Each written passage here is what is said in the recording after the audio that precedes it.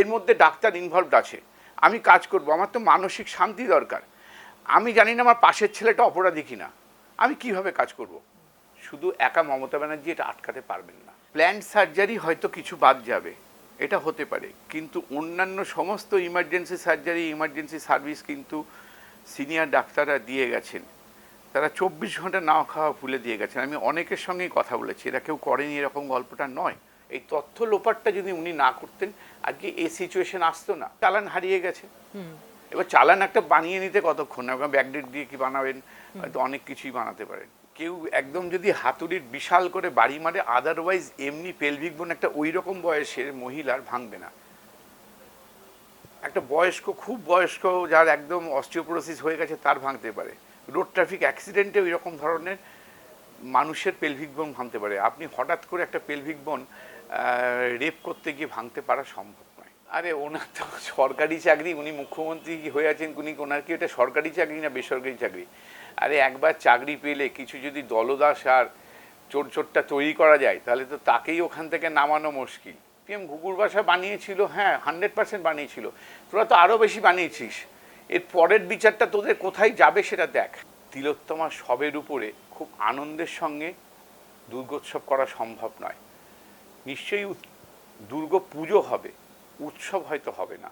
এর থেকে খারাপ, নিকৃষ্ট, নোংরা প্রশাসন আর আমরা পশ্চিমবঙ্গে কোনোদিন দেখিনি। এটা একটা গিনিস বুক অফ ওয়ার্ল্ড রেকর্ডে উনি নাম তৈরি করবেন, তার সঙ্গে একটা ছবি দেবেন, বিশ্ব বাংলার ছবি থাকবে, যে গিনিস বুক অফ ওয়ার্ল্ড রেকর্ডে আমরা এতগুলো সিবিআই কেস আমরা পেয়েছি। তার থেকে বলো 356 হোক, আর সেন্ট্রাল গভর্নমেন্টই বা কী করছে জানি না, ওই আইনটা কি শ্বাস টাঙিয়ে রাখার জন্যে? কোথায় মমতা ব্যানার্জি যায়? আমার ঘন কালো চুলের রহস্য এনপির ফার্মেট। আমি বড্ড ভালোবাসি। মানুষ কিন্তু রেগে গেছে তথ্য লোপাটের জন্যে, এবং এই তথ্য লোপাট কিন্তু আগেও হয়েছে বিভিন্ন রকমের কেসে। কাজে এটা একটা বিশাল চ্যালেঞ্জ সুপ্রিম কোর্টের কাছে। আশা করি তারা এটা পারবে স্মরণ করতে, এবং সুপ্রিম কোর্টের যদি ওই রায়টা দিতেন বা এই রকম ধরনের কিছু কথা বলতেন যে প্রত্যেকটা জুনিয়র চিকিৎসক, কারণ তাদের চার্জ করাটা খুব কঠিন, কারণ এর মধ্যে ডাক্তার ইনভলভড আছে, আমি কাজ করব, আমার তো মানসিক শান্তি দরকার। আমি জানি না আমার পাশের ছেলেটা অপরাধী কিনা, আমি কিভাবে কাজ করব? তাদের চিহ্নিত করতে তো হবে। এই চিহ্নিত না করে কখনো করা যায় না কীরকমভাবে? নিশ্চয়ই তারা মনের যন্ত্রণা নিয়ে কাজ করবে, এই কথাটাও যদি যুক্ত করে দিতেন, তাহলে পরে হ্যাঁ আমি বলছি যে প্রত্যেকটা চিকিৎসক কাজ করবে, কিন্তু মানসিক যন্ত্রণা নিয়ে তারা কাজ করুক দেশের জন্যে। যেরকমভাবে মানসিক যন্ত্রণা নিয়ে, স্বাধীনতার পতাকা নিয়ে, আমাদের দেশের পতাকা নিয়ে শঙ্খ বাজিয়ে লোকেরা প্রতিবাদ করছে, এইভাবে করবে, এই কথাটাও অ্যাড করলে পরে হয়তো জাজমেন্টটা আরও ভালো হতো। একবারেই না, আন্দোলনের নেতৃত্ব নিয়ে নিয়েছে কিন্তু সাধারণ জনগণ। এত স্বতঃস্ফূর্ত আন্দোলন কখনো হয়নি। জুনিয়র ডাক্তাররা নিশ্চয়ই কাজ করবে, কালো ব্যাচ পরে কাজ করবে, এবং প্রত্যেকটা মানুষকে যখন বলবে, তারা বলবে এই কথাগুলো, যে আমাদের কি চিকিৎসা করার সময় তাদের বলবে। আরও আন্দোলন ছড়িয়ে পড়বে, শুধু ওইভাবে আটকে রাখা যায় না। জনজাগরণ ঘটেছে, তার ধ্বংস হওয়ার, এবং আমি বলবো প্রত্যেকটা বিপিএইচসির ডাক্তাররাও পর্যন্ত এর মধ্যে ইনভলভ হোক, তাহলে পরে গ্রামে গ্রামে এটা ছড়িয়ে যাবে। শুধু একা মমতা ব্যানার্জি এটা আটকাতে পারবেন না, এটা সর্বৈব সত্যি। জুনিয়র ডাক্তাররা প্রচুর কাজ করে দেয়। যে জিনিসটা ধরুন একজনের স্যালাইন চালাতে হবে, ড্রিপ চালাতে হবে, প্রাইমারি যে জিনিসটা, সেটা তারা করে, এটা সিনিয়র লোকের পক্ষে করা সম্ভব না। কিন্তু তারাও, আমি অসংখ্য ধন্যবাদ দেবো, তারা এই কদিন কিন্তু খুব কষ্ট করে এই জিনিসগুলো পুরো মেনটেন করে গেছেন। সিনিয়র ডাক্তাররা মেনটেন করে গেছেন, এটা হচ্ছে অত্যন্ত, মানে তাদেরকে শ্রদ্ধা করা উচিত। জুনিয়র ডাক্তারদের উপর নির্ভর করতে হবে, কিন্তু আবার আমি বলছি, মানসিক যন্ত্রণা নিয়ে কাজ করবে, এবার যদি চিকিৎসায় ভুল হয় তখন বলবে তুমি ভুল করেছো। এই জিনিসগুলো না হওয়াটাই বাঞ্ছনীয়। কারণ আমি তো মানসিকভাবে না থাকলে তো আমি এভাবে ট্রিটমেন্ট করতে পারবো না। আমরা 100% পাশে থাকবো। রাজ্য ব্যবস্থা নেবে কি, 100 জনের মধ্যে 100 জন জুনিয়র ডাক্তার, কয়েকটা শুধু তৃণমূলের চামচা ছেলে ছাড়া যেগুলো তৈরি করেছে, থাকলে তাতে কি আর উনি করতে পারবেন? করা উচিত। সমাজকে পরিবর্তন করতে গেলে তো সেটা করা উচিতই। এটা এরকম কখনো হয়নি, এরকম তো ঘটনা নয়, ডাক্তাররা করেনি। আজকে ডাক্তারজি তো একটা সামাজিক সংগঠন তৈরি করেছিলেন, আপনার ডাক্তারজি আরএসএস তৈরি করেছিলেন, এরকম প্রচুর লোকই কিন্তু এরকম তৈরি করছে, করেনি এই কথাটা তো বললে হবে না। তো এতগুলো কাজ কি জুনিয়র ডাক্তাররা করতো? নিশ্চয়ই হেল্প করতো। প্ল্যান্ড সার্জারি হয়তো কিছু বাদ যাবে, এটা হতে পারে, কিন্তু অন্যান্য সমস্ত ইমার্জেন্সি সার্জারি, ইমার্জেন্সি সার্ভিস কিন্তু সিনিয়র ডাক্তাররা দিয়ে গেছেন। তারা 24 ঘন্টা না খাওয়া ভুলে দিয়ে গেছেন। আমি অনেকের সঙ্গেই কথা বলেছি, এরা কেউ করেনি এরকম গল্পটা নয়, এটা মিথ্যা প্রচার করছেন। এবার উনি এই জিনিসটা সিচুয়েশনটা ক্রিয়েট হলো কেন? একমাত্র উপায় হচ্ছে তথ্য লোপাট। এই তথ্য লোপাটটা যদি উনি না করতেন আজকে এই সিচুয়েশন আসতো না। আর উনি সবসময় মৃতদেহের কথা বলেন, আপনি দেখবেন যেটা নিয়ে উনি এখন শহীদ দিবস পালন করেন, এই সময়তে আমরা তখন ছোট ছিলাম, তখন আমি পোস্ট গ্র্যাজুয়েশন করছি, তখন মারা গেলে আমি পরের দিন আনন্দবাজারে প্রথম পাতায় দেখছি উনি বোধহয় অজ্ঞান হয়ে গেছিলেন, উডল্যান্ডস কোথায় বা অন্য কোনো জায়গাতে হতে পারে গিয়েছিলেন।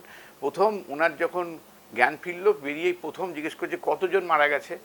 এই প্রশ্নটা কিন্তু আমরা যদি আনন্দবাজার পেপার পর আমরা যদি মেমারি ভুল করেনি, আমি 100% শিওর, কতজন মারা গেছে এরকমভাবে মমতার প্রথম প্রশ্ন।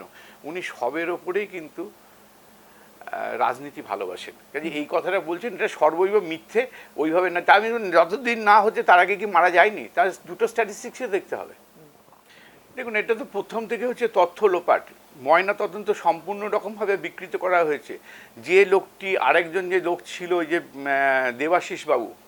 দেবাশিস বাবু তো বোধহয় মৃত্যুশয্যায় এখন, জানি না মানে বা কি হয়েছে জানি না, এটাও ইনভেস্টিগেশন করা দরকার আছে। আপনাদের একটা মনে আছে এই আদুরি রুই দাস বলে একটা পেশেন্টের, হ্যাঁ, তার প্রেগনেন্সি ছিল, তার প্রথমবার অটোপসি হয়েছিল, তাতে কিছু পাওয়া যায়নি, তার পরবর্তী ক্ষেত্রে আবার তার অটোপসি হয় এবং কোর্টের অর্ডারে, সেই কোর্টের অর্ডারে আমি কিন্তু ওখানে ছিলাম, মানে আরজি করে ছিলাম, এবং তারপর দেখা গেল যে সে প্রেগনেন্ট ছিল, মাথার স্কালটা, বাচ্চার মাথার স্কালটা পাওয়া গেছিলো। সেকেন্ড অটোপসিতে কিছু পাওয়া যায় না। এত বড় একখানা জিনিস এত তড়িঘড়ি করে পুড়িয়ে দিলেন, এটা তথ্য লোপাট ছাড়া কি? করতে গিয়ে কিছু তো ভুল হবে, চালান একদম তো পারফেক্ট ক্রাইম করা খুব মুশকিল, চালান হারিয়ে গেছে। এবার চালান একটা বানিয়ে নিতে কতক্ষণ, ব্যাকডেট দিয়ে কি বানাবেন, হয়তো অনেক কিছুই বানাতে পারেন। 100% এক্সরে প্লেট করেছে কিনা তাই জানি না। এবার 100% আপনার পেলভিস বোন ওরমভাবে ভাঙা, পেলভিক বোন অত ইজি নয়, একটা রোড ট্রাফিক অ্যাক্সিডেন্টে ভাঙতে পারে কেউ, একদম যদি হাতুড়ির বিশাল করে বাড়ি মারে, আদারওয়াইজ এমনি পেলভিক বোন একটা ওই রকম বয়সের মহিলার ভাঙবে না। একটা বয়স্ক, খুব বয়স্ক, যার একদম অস্টিওপোরোসিস হয়ে গেছে, তার ভাঙতে পারে। রোড ট্রাফিক অ্যাক্সিডেন্টে ওই রকম ধরনের মানুষের পেলভিক বোন ভাঙতে পারে। আপনি হঠাৎ করে একটা পেলভিক বোন রেপ করতে গিয়ে ভাঙতে পারা সম্ভব নয়, এটা ইম্পসিবল, এটা তো সবাই বুঝবে। কিছু কিছু লোক বুঝছে না, কি করবেন, তারা অনেক বড় বড় পজিশনে আছেন। সংরক্ষণ পদ্ধতিটা কার অনুপ্রেরণায় হয়েছে জানা নেই, এটা তো প্রত্যেকটা কথাতেই আপনাকে বলছি, এটা অত্যন্ত রকমভাবে তথ্য লোপাট, এবং তাতে সম্পূর্ণভাবে আমাদের এখনকার সিপি থেকে আরম্ভ করে যে টালা থানার ওসি ফার্স্ট আয়ো, হ্যাঁ, কোথাও ঢুকতে পারছে না, এটা চলছে। এটা তো করাপশন কত দূর পর্যন্ত গেলে এরকম ধরনের জিনিস হতে পারে, এটা ভাবলেই আমাদের হতচকিত হতে হয়। কত দূর পর্যন্ত 100% সবগুলো, যে কোনো একটা এই জিনিস তো তাকে ওরমভাবেই সংরক্ষণ করতে হবে, আদারওয়াইজ পরবর্তী ক্ষেত্রে পাবেন কী করে? আজকে একটা বায়োপসি রিপোর্ট যখন করছেন তখন তো এইভাবেই করতে হবে, তাকে তো আমরা তখন তো কিসে করি বায়োপসি রিপোর্ট, তাকে তো ফরমালিনে দিয়ে তারপরে তো কেটে করি, আপনাকে প্রসেস থাকবে না প্রত্যেকটা? যদি না করে থাকেন সেটা অত্যন্ত খারাপ। বডিটাই তো সংরক্ষণ করা উচিত ছিল, শুধু সোয়াবের গল্পটা আজ থেকেও বডি আরেকবার পোস্টমর্টম হওয়া উচিত ছিল, যেটা করতে দেয়নি, এবং জানি না কেন দেয়নি, এটা সবাই বুঝতে পারছে কিন্তু বলতে পারবে না। একদমই ঠিক, সন্ধ্যের পরে করা যায় না, কারণ আমার নিজের খুব বুজুম ফ্রেন্ড মারা গেছিল, শম্ভু চক্রবর্তী, তখনও আমরা দেখেছিলাম ওর যে, তখন তো আমি ডাক্তার হইনি, আমাদের তখন 11-12 এই সময়, তখন সে বলেছিল যে আমার বাবা আমার যদি মারা যায় তাহলে পরেও আমি সন্ধেবেলায় করবো না, আমাদের তার পরের দিন করা হয়েছিল। তো আজকে হঠাৎ করে কি করে এত স্পেসিফিকভাবে আইন পাল্টে গেল, এটা আমাদের জানা নেই, নিশ্চয়ই কোনো কারণে ছিল। কেন করতে হয়েছে সেটাও নিশ্চয়ই, তাই যিনি করছেন কেন তাকে করতে হয়েছে এই কথাটাও তার লেখা উচিত, না হলে আইন বিরুদ্ধ কাজ করেছেন, সেটা তো স্বাভাবিক। উনি এটা কয়েক লক্ষ টাকা নেন, কোথায় কোথায় কি ভাগ দেন আমরা জানি না। হ্যাঁ, কারণ 20 লাখ টাকা করে বা জানি না 20-25 লাখ টাকা করে নেন, অত টাকা 60 লাখ, ও বাবা 60 লাখ হলে তো আরও বেশি। তো এতটা মমতা ব্যানার্জি তো বলেছেন লোকের খেতে কত লাগে। যাই হোক, 60 লাখ টাকা করে পার হিয়ারিংয়ে যদি নেন, সেই টাকা কিভাবে কোন দিক থেকে পার্কুলেট করছে আমরা জানি না। কারণ সব থেকে দুঃখের, এই টাকার মধ্যে কিন্তু অভয়ার টাকাও আছে। সেও কিন্তু ইনকাম করতো, তার মা বাবাও ইনকাম করতো, ট্যাক্স দিত। তারই টাকা আমাদের রাজ্য সরকারের তরফ থেকে কপিল সিব্বালকে দেওয়া হচ্ছে, এবং সেই তার বিরুদ্ধে, তার যাতে হত্যার বিচার না হয় তার জন্য কপিল সিব্বাল করছে। এটা সব থেকে দুঃখের। এটা তো ভাবতেই হবে একদম, মানে সম্পূর্ণভাবে উনি বলতে পারলেন না, কারণ উনি জানেন না। কারণ উনি তো জানেনই যে আমি কি কতটুকু বলবো। মানুষের দুটো কান, কোনটা শুনবে কোনটা শুনবে না এটা তো আমি বলতে পারবো না। কিন্তু খুব মানে রায়টা খুব ভালো হতো যদি একদম সর্বোচ্চ লোককে, কারণ সিবিআই মারপিট করে করতে পারবে না, সেটার অধিকার দেয়নি সুপ্রিম কোর্ট।